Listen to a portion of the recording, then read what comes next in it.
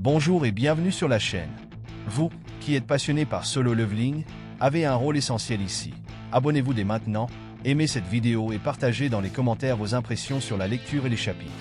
Je veux connaître votre avis afin que nous puissions, ensemble, transformer cette expérience en une véritable aventure. Alors, ne perdez pas de temps, rejoignez cette communauté incroyable et évoluons ensemble vers le niveau supérieur. La chasseuse Sha-Ain fixa Sung Jinwoo et répéta avec fermeté. « Je veux rejoindre ta guilde. » Jinwoo l'observa un instant, comme s'il tentait de comprendre ses intentions. Il plissa légèrement les yeux et demanda, à nouveau, « Que fais-tu ici ?» Mais la réponse de Sha-Ain resta inchangée. « Je veux faire partie de ta guilde. » Quelque chose semblait étrange. Méfiant, Jinwoo fronça les sourcils. « Le président Go-Gun t'a forcé à faire ça ?» Sha-Ain écarquilla les yeux, surprise par la question. « Quoi ? Bien sûr que non. » Jinwoo la regarda, toujours sceptique. « Alors c'est Choi Jong-in ? Il t'a expulsé de la guilde des Inter ?»« Non, » répondit-elle, de plus en plus confuse. Jinwoo croisa les bras, essayant toujours de comprendre la situation. « Alors pourquoi veux-tu rejoindre la guilde Sopyo ?» Sha-Ain cligna des yeux, perplexe. « Guilde Sopyo ?» Le nom sonnait étrangement à ses oreilles. Jinwoo hocha la tête, comme si c'était la chose la plus naturelle au monde. « Oui, c'est le nom que le vice-président et moi avons choisi. » Un problème ?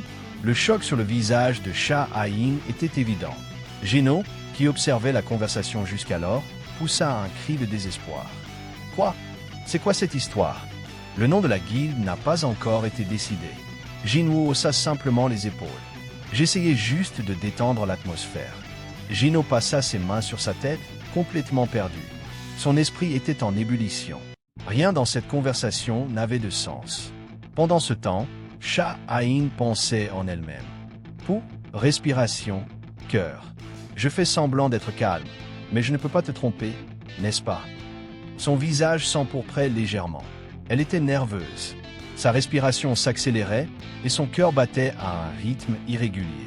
Mais malgré cela, Sung Jinwoo ne comprenait toujours pas pourquoi elle tenait tant à rejoindre sa guilde. Il finit par prendre la parole. « D'après ce que je sais, cela ne fait même pas 2 ans que tu t'es éveillé. Ton contrat avec la guilde des Inter doit encore être en vigueur ? Non ?» Sha-Ain prit une profonde inspiration avant de répondre. « J'ai assez d'argent pour payer les frais de résiliation. » Jinwoo écarquilla les yeux. Elle voulait tellement rejoindre sa guilde qu'elle était prête à payer la pénalité elle-même.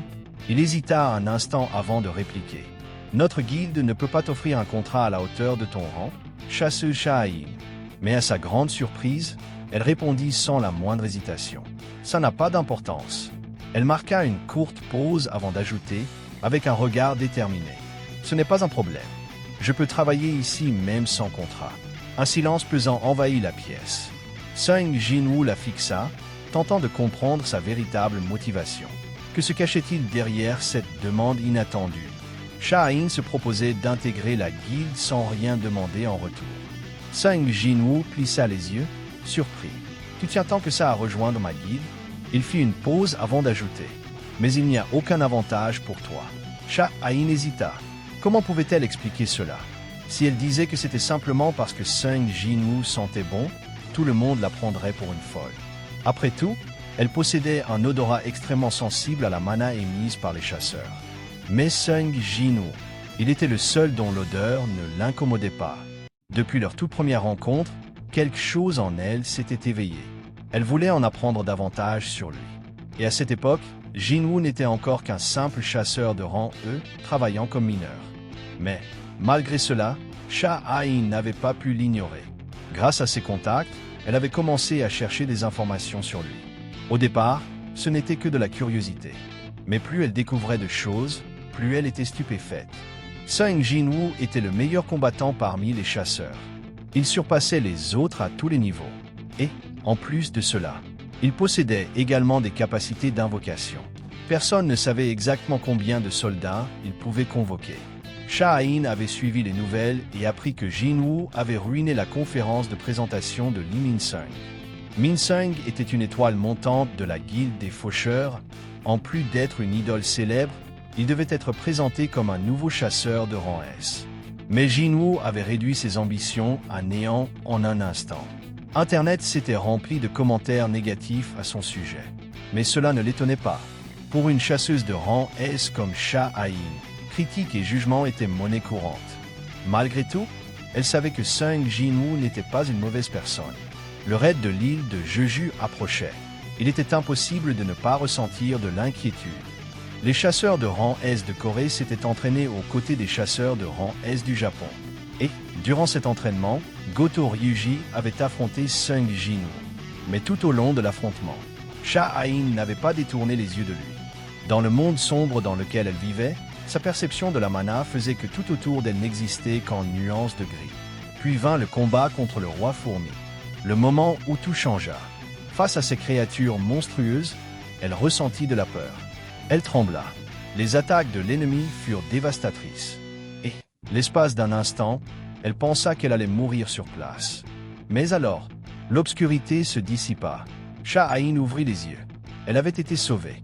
Et, à ses côtés, se tenait le président Go Gun-hye. Confuse, sa voix s'échappa faiblement. « Où sommes-nous » Go Gun-hye la regarda avec un visage serein avant de répondre. « Nous sommes dans l'hélicoptère.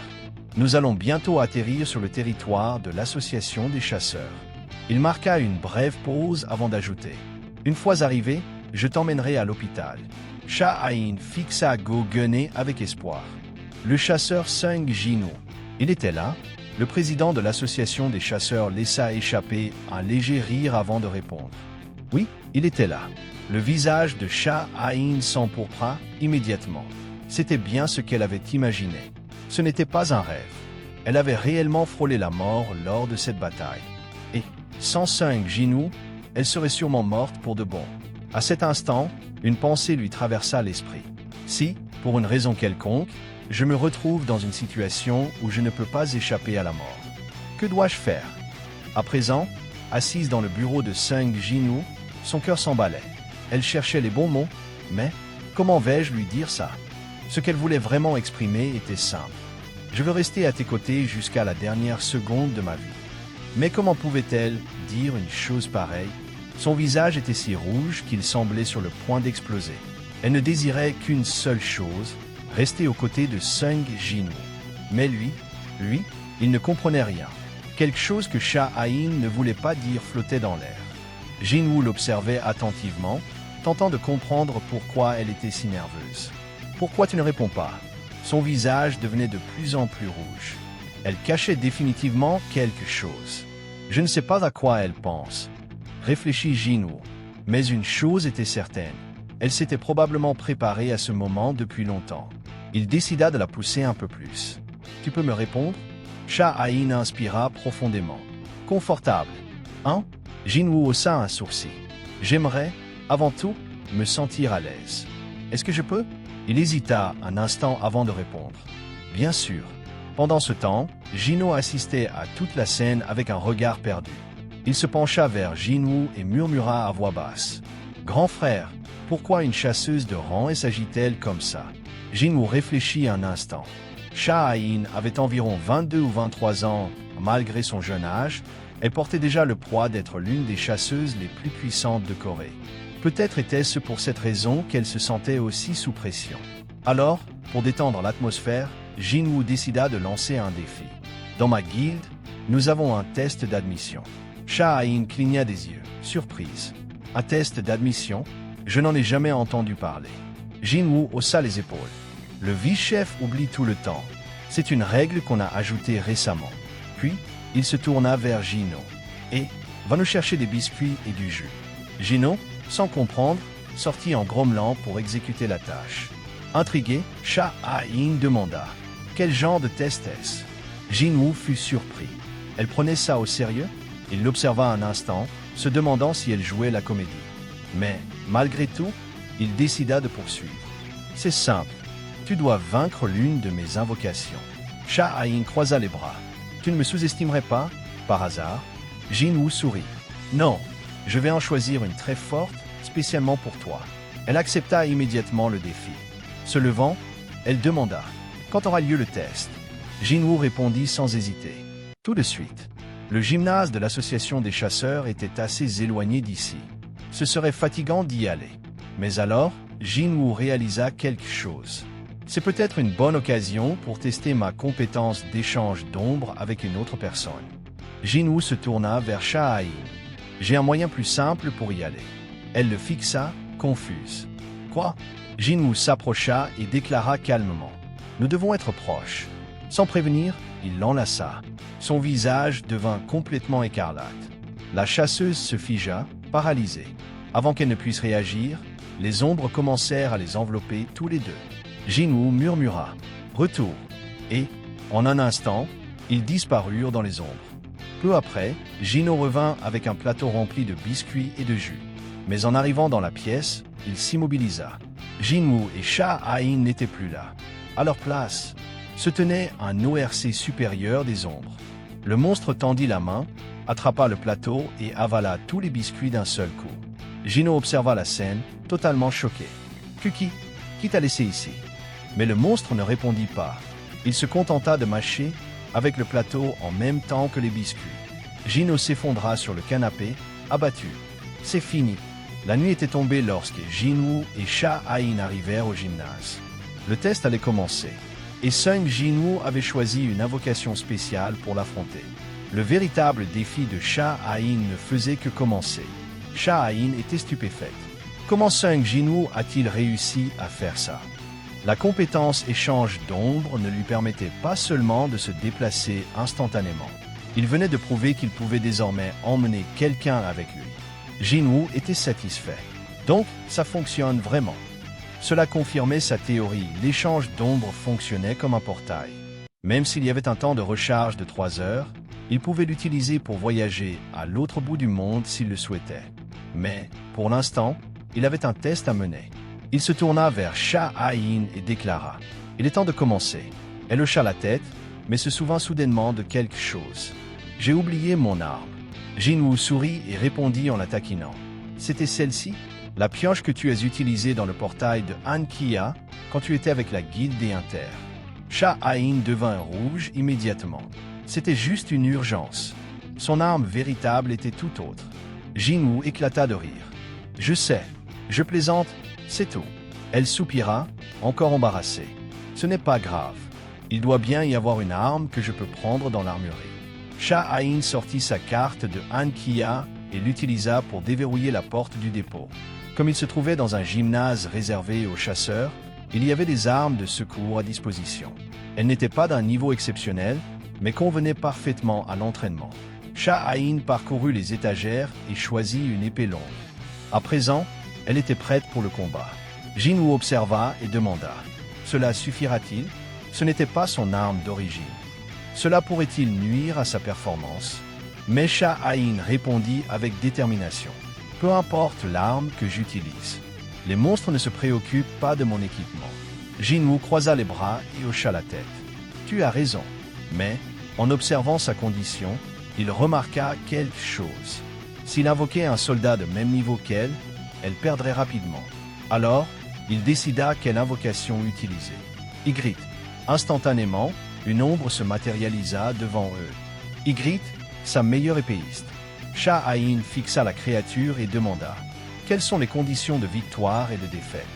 Jinwoo répondit calmement « Tu gagnes si tu défaites mon soldat. Si tu abandonnes, tu perds. » Il avait aussi dit qu'il utiliserait sa plus forte ombre, mais utiliser Beru serait exagéré. En plus, cela pourrait être traumatisant. Donc, Ygritte était le meilleur choix. Jinwoo donna alors l'ordre. Commençons. Sha-in concentra son pouvoir magique. Jinwoo remarqua immédiatement. Elle ne dépend vraiment pas de son arme. Peu importe l'épée qu'elle utilisait, sa force demeurait constante. Jinwoo invoqua l'une de ses armes les plus puissantes, l'épée du roi démon Baran, et la remit à Ygritte. Là, c'était prêt. Le véritable duel était sur le point de commencer. Sung Jinwoo prit la position de juge et donna le signal pour le début du combat. « Vous pouvez commencer. » Ygritte s'élança, brandissant l'épée longue du roi démon, un objet de classe S. La lame débordait de la puissance de Baran, le roi démon. À chaque attaque d'Ygritte, l'effet tempête des flammes blanches se déclenchait, un pouvoir dévastateur qui invoquait une tempête d'éclairs incessants dans la zone d'attaque. Sans hésiter, Ygritte porta un coup chargé d'électricité. Un coup dévastateur fut lancé, déchirant l'air en direction de Shah-Ain. Mais elle bougea rapidement. Avec une agilité impressionnante, elle esquiva de justesse, échappant au coup mortel. Jinwoo hocha la tête. Comme prévu. N'importe qui d'autre serait mort instantanément. Mais Shah-Ain n'était pas une personne ordinaire. Elle s'élança en avant, ses yeux brillants de détermination. Dans un mouvement rapide, elle attaqua avec son épée. Le coup était précis et puissant. Mais Ygritte para la frappe à la dernière seconde.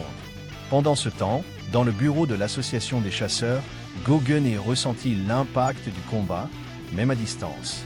Il se sentit alarmé et fronça les sourcils. Le gymnase est en train de trembler. Il essaya de se souvenir si quelqu'un avait réservé le gymnase pour cette journée. Mais il n'y a aucune réservation prévue. Sans perdre de temps, il prit le téléphone et passa un appel. « Je veux un accès immédiat aux caméras du gymnase. » La diffusion en direct apparut devant lui. Ses yeux s'écarquillèrent en voyant Shah-Ain et Sung Jinwoo sur place. Ensemble, il se laissa retomber dans son fauteuil, pensif. Est-ce que les deux? Puis, il se souvint de la conversation qu'il avait eue avec Shah-Ain après le raid de l'île de Jeju. Go-Gunne observa la lutte pendant quelques secondes de plus. Puis, il prit une décision. Éteignez toutes les caméras du gymnase. Ses subordonnés hésitèrent. Monsieur, mettez dans le rapport que c'était une journée d'inspection. Il ne devait rien enregistrer de ce qui se passait là-bas. L'énergie dégagée par le combat était si intense que le bureau de Go-Gunne lui-même tremblait.